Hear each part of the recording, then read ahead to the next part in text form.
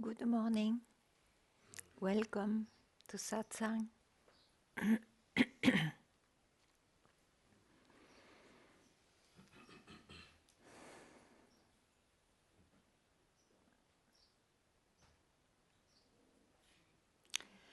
My mind is at peace when I don't go with my mind. I am with what's left. You can say, I rest in myself. Not searching for it, just rest in myself. When the mind is active, busy, not at peace, I go with my mind. I don't rest in myself. I am always myself.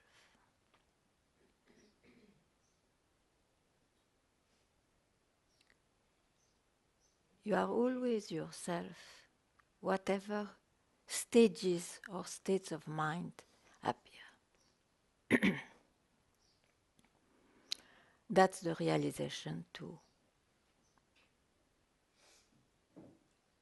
be struck by.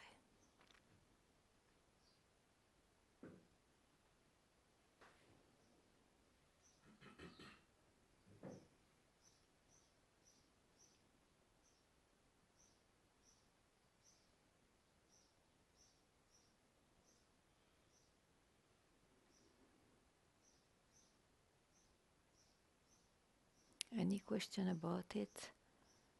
Any question in your mind? Please ask.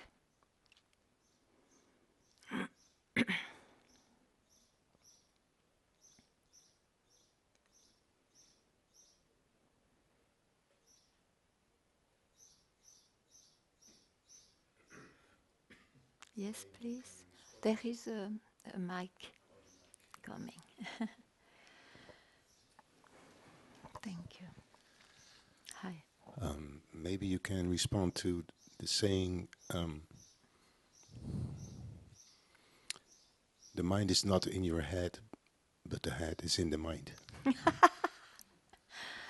Well, for me it's the same. I don't make a difference.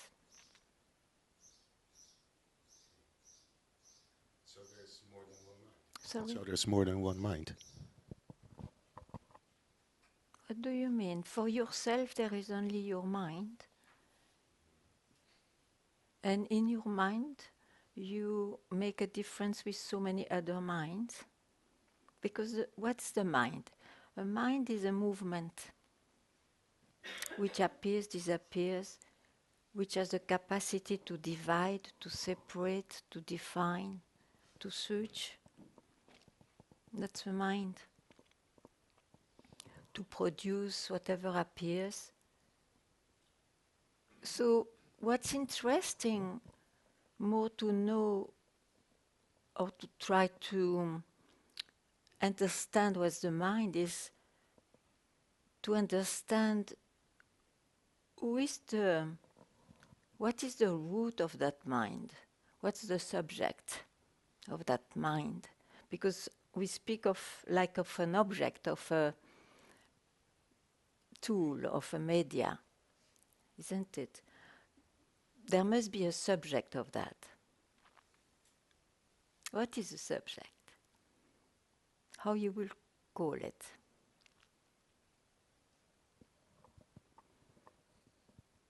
In your daily life, what starts first when you wake up?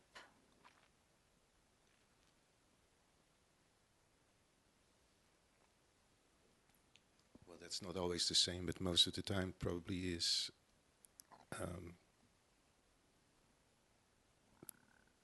thinking that I'm me, and I'm the body. Yeah, so you agree, it's a thinking. Yes. But who is thinking that? That's an interesting question. It is. It is the question of the satsang, you see. If you keep the object of your thinking, for example, I am the body, I, that has to rise to bring the rest. You agree or not? I is glued to an object of thinking, of an experience, of an idea, whatever, or of feeling. So this I is the root cause of looking like a real appearance. A real reality comes from there. For this, I am something. I am the body, I am born. Then you speak of the body also, yeah? I am body-mind after all. Now the question is, now we speak of I. Before we were speaking of the body. Now we speak of I. So, who am I?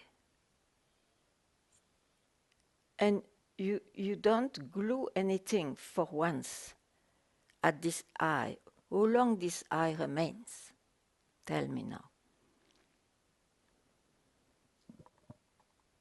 Forever. You mean the I? Yeah. I alone. I alone. Yeah. I doubt if it exists at all, actually. Great. I'm very happy about that answer. So the rest I spoke about, to rest in oneself, to realize there is something which is always there, whatever I think or experience. That's what is mentioned by realizing what you really are, what is not in the grip of conceptualization, experiences, and feelings.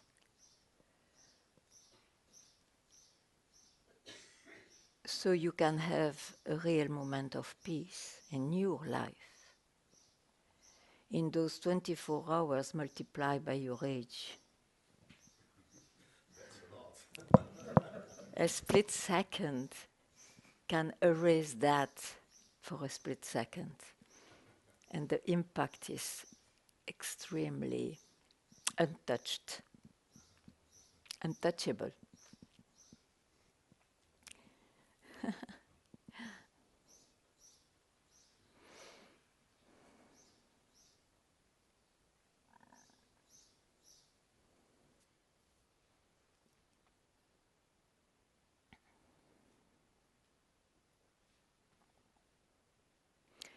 The search can really disappear when one doesn't fix any aspect as more real than another. You see, when I said in the beginning, when I don't go with my mind, the mind is at peace.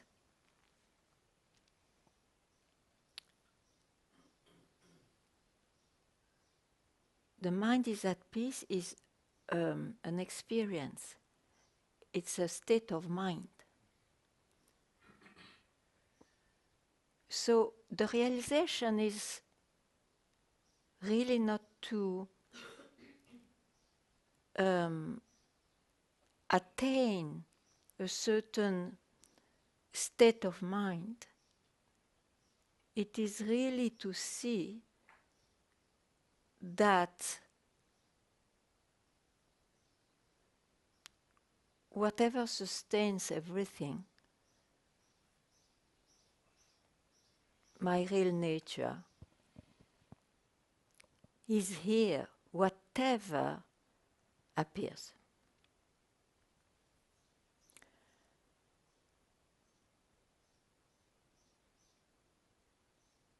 Otherwise, the search will not disappear. It may be reduced, quietened down, but you cannot always be at peace with your mind.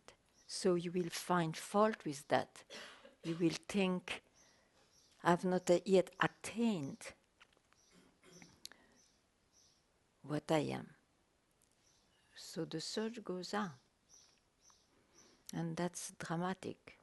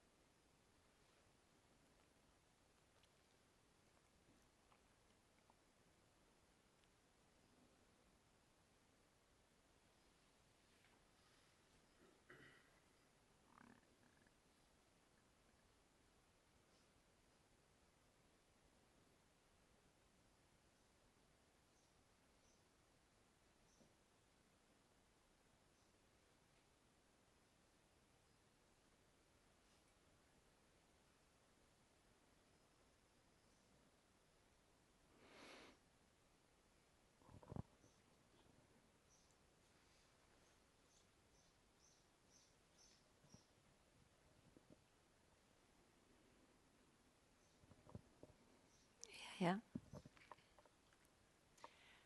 I'm not trying to change the story here, but I see there's a lot of arrogance and also um, the way I would like that things change, although I'm not trying to change the story, but something has to change because I hurt people with these Habits. habits. Yeah. Habits.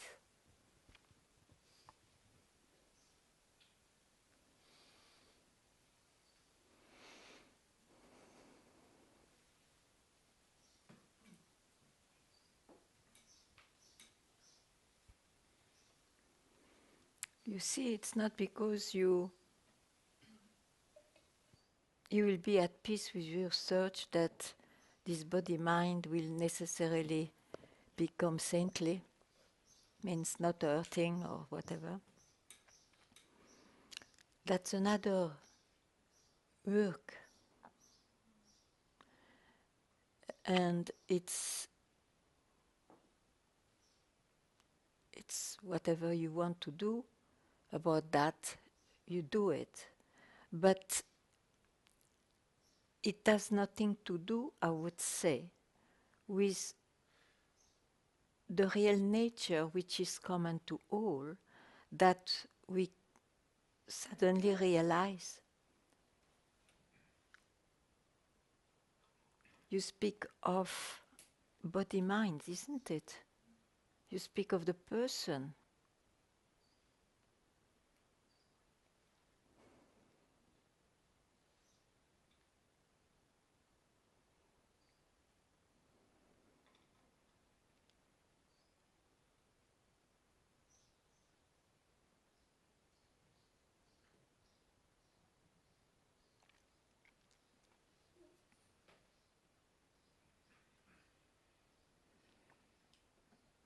The realization of the self, as it is called, doesn't promise that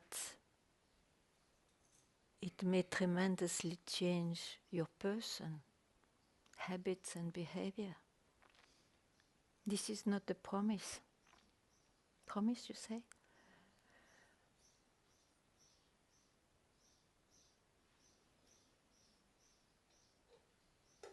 But surely, let's keep a good wish.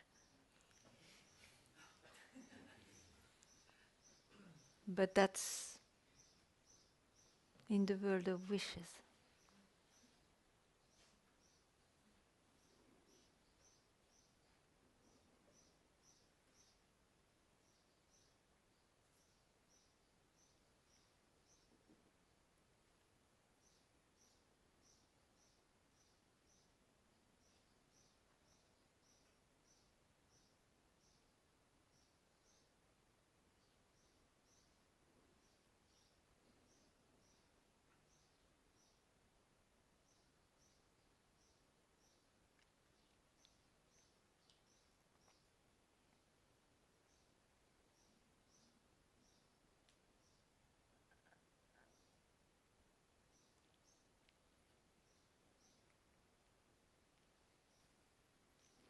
You see, even in the life, if you have been aware about what's the mind, you can always cut off the relation with the mind at any time. Any time when you can, I mean. So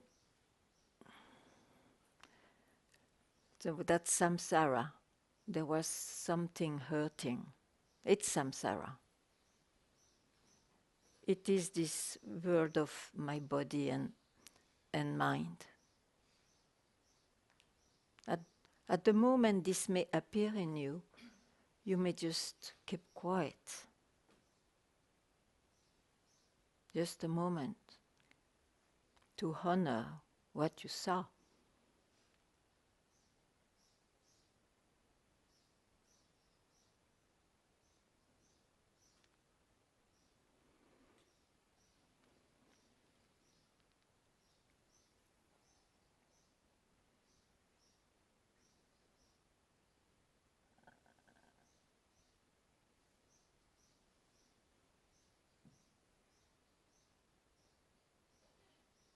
This world is very difficult. You see, you want to help, for example, a frog. That snake is coming cunningly to eat that frog. But in fact, that frog wanted to eat that bug. And that bug was eating something else. I mean, what help? Okay, you can help, but it has absolutely no amazing consequences.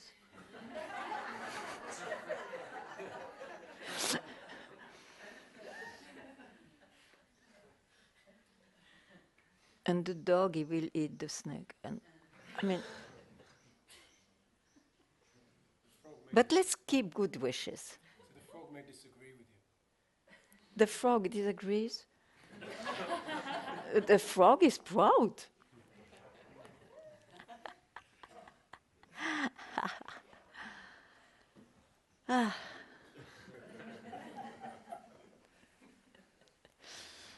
Let's keep it as a koan.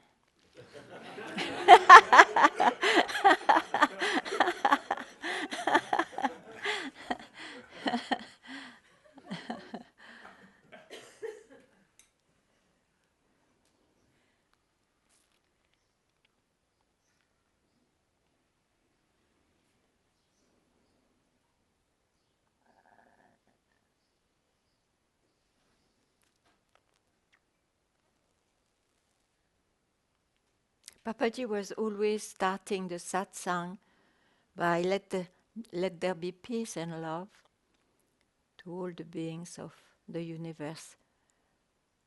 It's very nice to have good wish, you see. But now you know, let the wish work or not, it is not in your hand.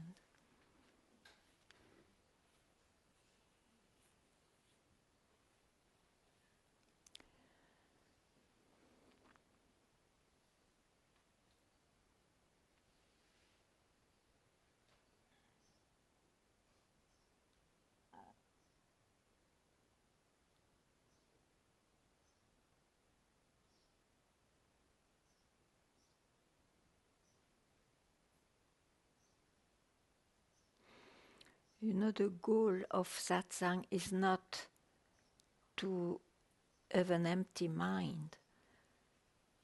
It is to spot the mind. What's mind? Because if you spot the mind, then you know it's an expression of what you are.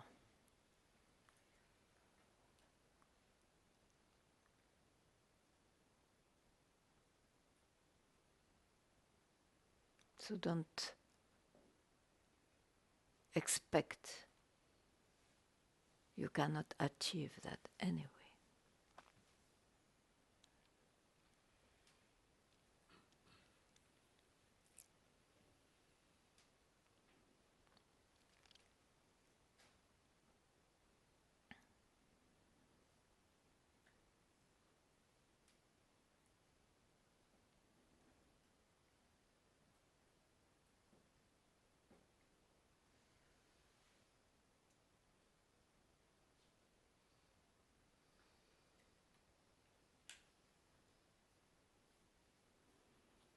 So what? Good? You're good?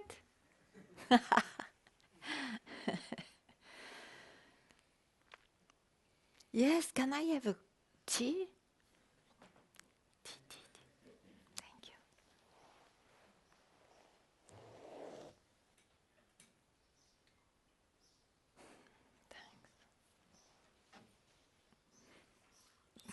Thank you. So if you need some, you go now, it's a good time.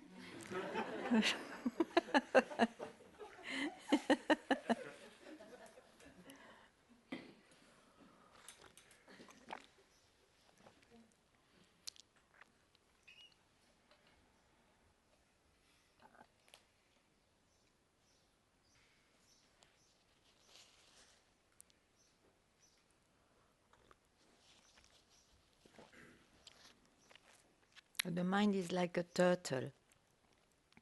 It goes out to drink the chai, and after it goes in. Turtle.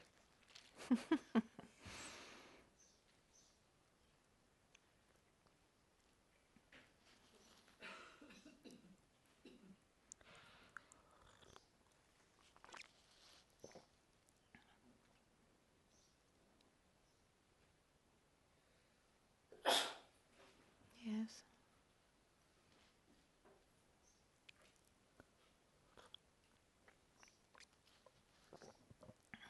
Good morning. Good morning. Just since it can't be heard enough until it's like fully clear, because you spoke about mind, Yeah. and also you would include in mind also I, correct? I have to go in my mind to think what you say. So I, what? What? I alone? Is it Yeah, possible? feeling of I, or earlier in the beginning you spoke about I, and But when we say I, it's never alone, is it? What do you mean when you say I?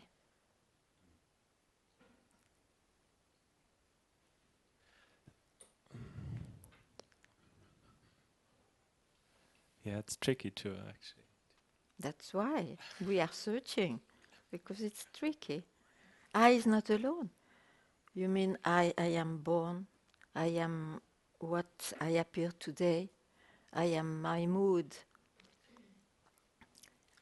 What's kind of helpful is to, because sometimes you speak about appearances, or Yeah. earlier you spoke about, okay, in the morning something wakes up and then first I comes and then everything else kind of follows. So sometimes it's helpful to put it all together in one, like whatever appears. Whatever appears is an expression of what you are. And what you are, you will never know because you are it. And every time you know something, it's like the feeling is that you go deeper and then you are like nearer what you are. But in fact, all that are stories of the mind. So the last sentence again. If you are in that search of negation, let's say, or of being aware of what is the mind, it looks like every time you see something, then you know it's an expression of what you are. But then something else will present itself. It's endless. The presentation of itself is endless. So we are taken by that movement of going nearer who you are, but in fact, it's only an imagination of the mind. You always are yourself. Only the mind makes you feel I am very much away or not. Still the mind. And it will present you experiences of different kinds. Yes, I'm very identified for so many days. Or I am quite aware for a few seconds. All that is the mind. What you are is always here. And you will never know it because it is more intimate that your own breath, than your own prunella. Iris? Iris? Retina. Oh, I'm not enough. Okay, retina. Yeah, but imagine. Because if you you say retina, okay, it's very near, isn't it? Very near. Yet you speak about it. So from where you can see all this? That's what you are, but don't try to know it. Just be it. Just be it as you always are.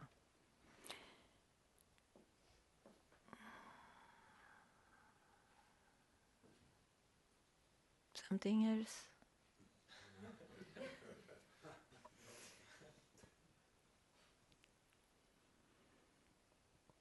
You just have been mistaken by ideas and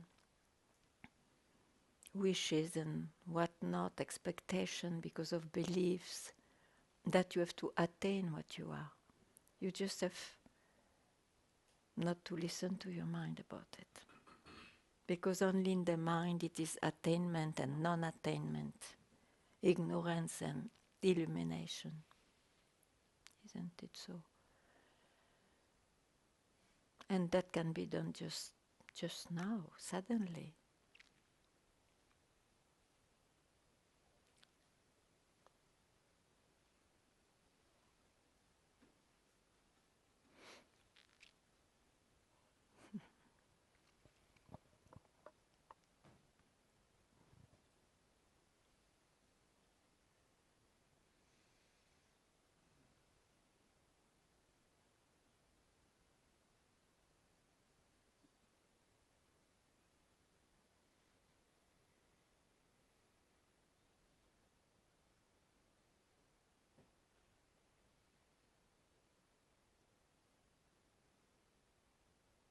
So it cannot be an object of search.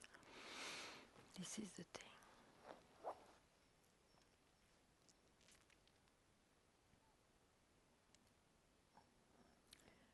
The search will show what it is not. That's all it can do.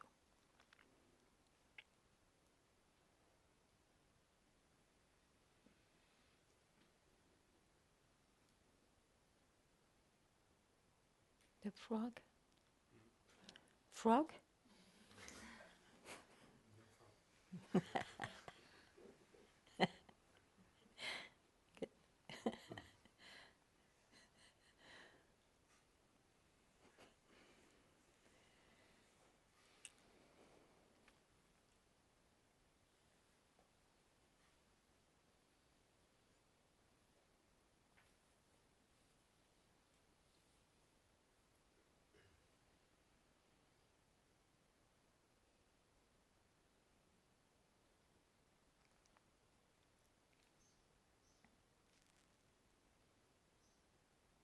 When I say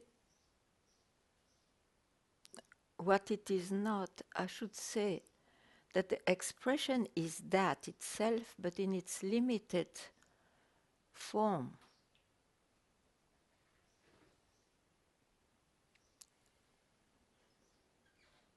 It's better.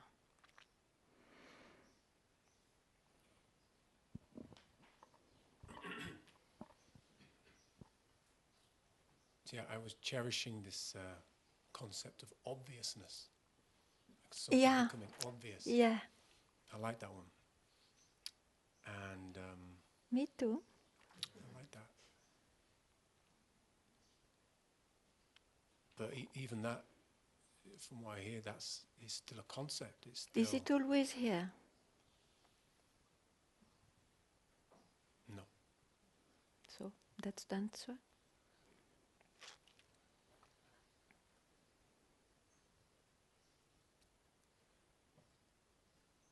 So I can't go anywhere.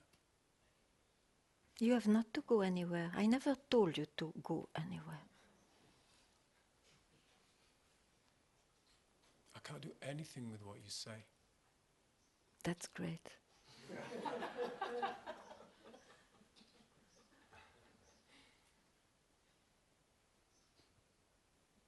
So now,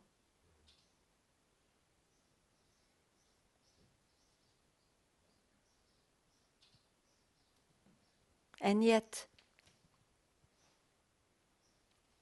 vigilance. The obviousness is the vigilance.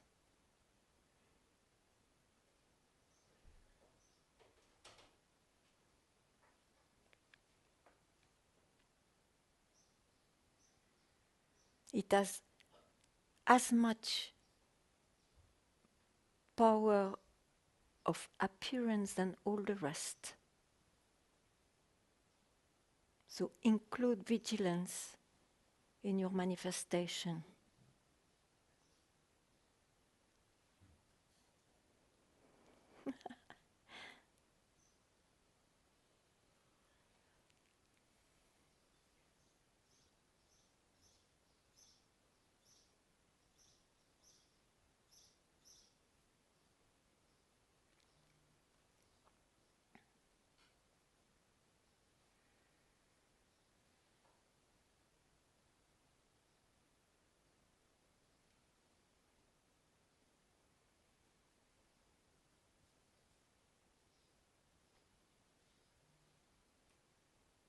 You're very lucky to have seen that. Otherwise, you see, you will take or give a certain shape to what you are. If you were not seeing that.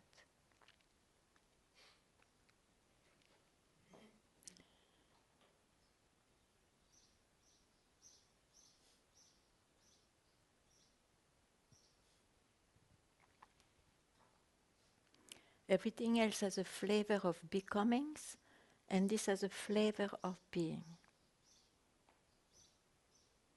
Obviousness. Still a flavor.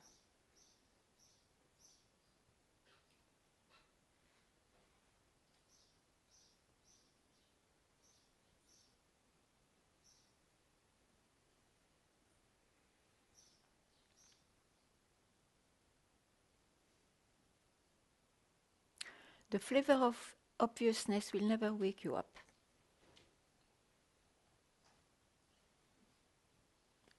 When you are awake, when you woke up, then it's very precious here and there.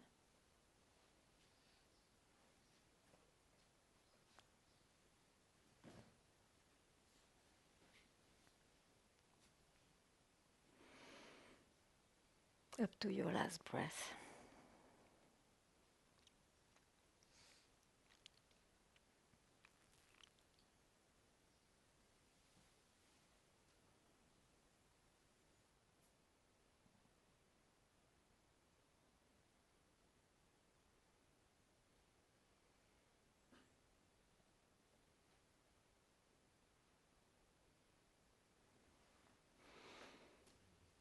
Thank you very much.